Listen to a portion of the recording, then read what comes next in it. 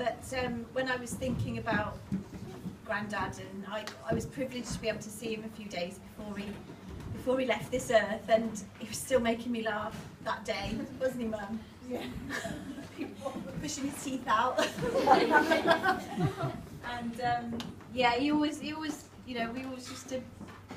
He taught us to pray, didn't he? Really, and you know, he'd pray for us and bless us, and he said, "Right, you come on now, you pray for me." So he taught me that. Emma wanted to say a few words as well, but the thing that I kept thinking about once he'd gone was, I got this real sense of like the excitement of heaven, just like waiting, saying, "Reg is coming," you know, just like they were going to have a party up there, and that God was there just with his arms open wide, just saying, "Welcome home." And you know, he's gone home, really. So that's all that I wanted to say, really. But this is a message from Emma in New Zealand. I'm fine.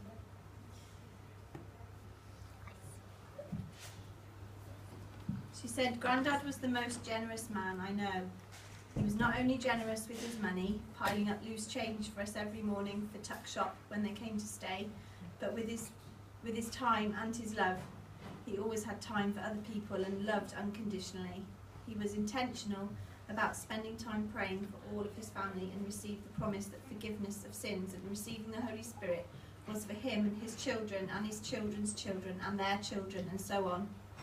Grandad has been the inspirer of prayer and natural evangelism in our family. I think the reason he gave out so many tracts was that he was so hard to refuse because his faith was so obvious. We will never know quite how many lives he touched, but he touched my life, and I want to leave the kind of legacy he has, one of truth, passion for Jesus and love." And I can only echo what she said there, that, you know, her words are sort of my words, really. So that's it.